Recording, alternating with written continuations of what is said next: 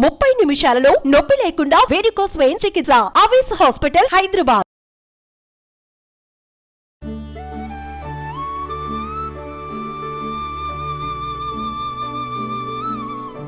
Welcome to Suman TV.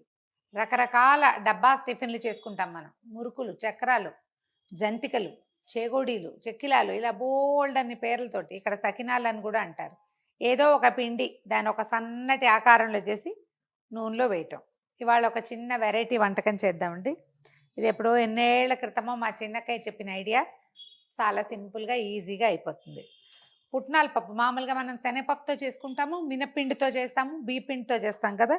అప్పుడప్పుడు పుట్నాల పప్పుతో కూడా చేసుకోవచ్చు. ఈ పుట్నాలు ఉంటాయి కదా, ఒక కప్పు పుట్నాలు తీసుకుని ఒక కప్పు పుట్నాల్ని గ్రైండ్ చేసేయండి. ఇగో పుట్నాల పిండి కనపడుతుందా? పుట్నాల పప్పుని మెత్తగా శనగపిండి లాగా అయ్యేలాగా మెత్తగా గ్రైండ్ చేసేయండి. ఒక కప్పు పుట్నాల పిండికి 3 కప్పుల బియ్యపిండి. ఇది మామూలు మన ఇది ఉంటుంది కదా, బజార్లో నుంచి తెచ్చుకునేది, లేదా మనం పట్టించుకుంటాము, అదైనా వేసుకోవచ్చు. అది బాగుంటుంది బయట నుంచి తెచ్చుకునేది.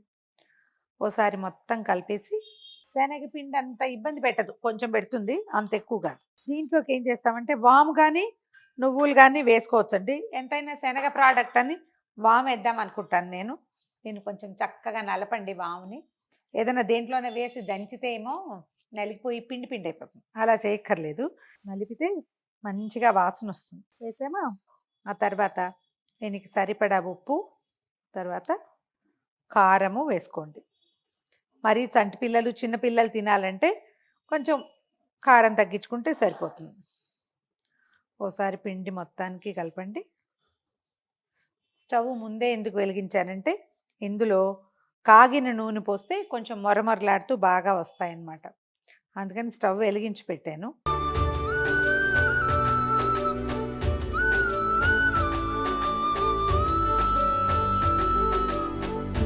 ఇదేంటంటే మొత్తం పిండి ఆశాంతము కలపకుండా సగం సగం తడుపుకోవాలన్నమాట. లేకపోతే డ్రైగా అయిపోతుంది, పొడి బారిపోతుందని ఒకేసారి కలపద్దంటారు.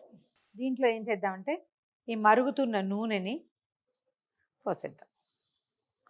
చక్కగా పొంగుతుంది చూడండి. ముద్ద కడుతుందో లేదో చూడండి. పిండి ముద్ద కడుతుందంటే నూనె సరిపోయినట్టు, లేకపోతే ఇంకొక అరగరిట వేస్తే బాగుంటుంది. బియ్యపిండి ఒక్కోసారి పాత బియ్యపిండి అంటే ఎక్కువ కాలం ఉన్న బియ్యం తాలూకు పిండి అనుకోండి, అప్పుడు మరీ పొడిగా అయిపోతుంది. ఇలాగా ఉండవాలన్నమాట. ఇప్పుడు ఏం చేద్దామంటే ఇందులో నుంచి సగం పిండి పక్కన పెట్టుకుందాము. కొంత పిండిని కలుపుకుందాం. మధ్య మధ్యలో పక్కన పెట్టుకుని కలుపుకోవాలన్నమాట. ఇది కొంచెం మన జంతికల పిండి కంటే ఒక్క రవ్వ గట్టిగా తడుపుకోవాలి. లేకపోతే మనం దీన్ని జంతికలు గొట్టాలు మీరేమంటారో, మా వాళ్ళంతా తలా ఒక పేరుంది. ఏమిటమ్మా, మురుకుల పావు ఒక పేరు, చక్రాల గిద్దలు అంటారు ఒకవైపు, మేమేమో జంతికలు గొట్టమంటాం. మీరు ఎవరెవరు ఏమేమంటారో ఆ పేర్లు కూడా ఎంచక్క కామెంట్లలో రాయండి. కొత్త భాష ఏ ప్రాంతం వాళ్ళదో తెలుసుకుని మేము కూడా వాటిని వాడుకుంటుంటాం అప్పుడప్పుడు. ఇలా సరిపోతుంది. దీన్ని ఇప్పుడు మనం ఇట్లా ఉండ చేస్తే చక్కగా దిగిపోతుంది. ఇదేంటంటే మన శక్తికి అంచులు చూసేస్తుంది, పిండలేకపోతాం అనమాట. నూనెలోకి వేయాలి కదా దీన్ని. ఓకే, దీన్ని పక్కన పెడదాం. ఏమిలా కాస్త నీళ్ళు ఎక్కువైతే కొంచెం పిండి కలుపుకుంటాం అంతే, అందుకంటే పెద్ద భయం ఏం లేదు. రాలేదనిపిస్తే పిండి కలిపేస్తాం. రిబ్బన్లు తాలూకు ప్లేట్ వేస్తే సరిపోతుంది. మీకు ఐడియా ఉంటుంది కదా, ఇలా పొడుగాటివి అయితే చకచక వేగిపోతాయి. సన్న రకం కాదు, ఇది బాగుంటుంది. ఎక్కువ నిండా పెట్టామనుకోండి చేతికి బరువు అయిపోతుంది. కాస్త తక్కువ పెట్టుకుంటే, సగం పెట్టుకుంటే ఈజీగా ఉంటుంది. ఇది కాకుండా ఇంకో పొట్టి రకం వస్తుంది కదా, ఊరికే ఇట్లా నొక్కేది, అదైతే ఇంకా హాయిగా ఉంటుంది. ఇవాళ ఇది చేతికి దొరికింది, అందుకని దీంతో చేస్తున్నాం అన్నమాట. నూనెలోకి డైరెక్ట్గా పిండేద్దాం.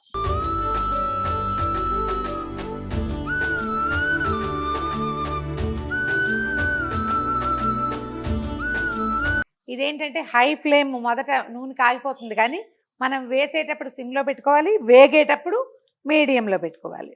కొంచెం వేడి పట్టగలిగితేనే ఈ పని అండి, లేకపోతే సెగ వచ్చేస్తుంది అది దిగే లోపల.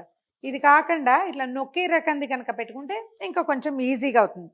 మొదటి వాయి కాస్త తెల్లగా కొంచెం ఎక్కువగా వేగలేదనిపిస్తుంది.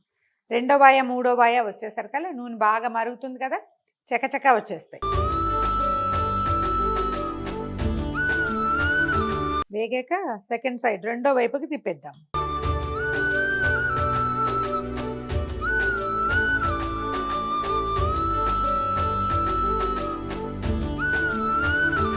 లేత రంగులో తీసామని అనుకోవద్దు. లేత రంగులో తీసినా ఇది చల్లారేసరికల్లా రంగు ముదిరిపోతుంది.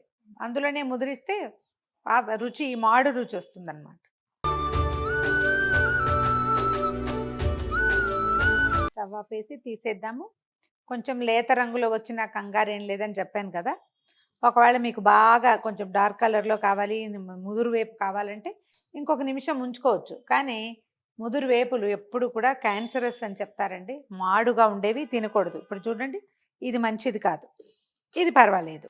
వేడి వేడి పుట్నాల మురుకులు చూడండి, పట్టమంటుంది. నాకు మైక్ దగ్గర పెట్టినా కరకర అంటుంది.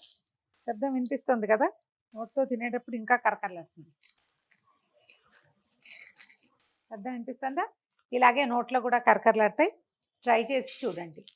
ఈ వీడియో కనుక మీకు నచ్చినట్లయితే లైక్ చేయండి, షేర్ చేయండి. మరిన్ని ఇంట్రెస్టింగ్ వీడియోల కోసం సుమన్ టీవీని సబ్స్క్రైబ్ చేసుకోండి.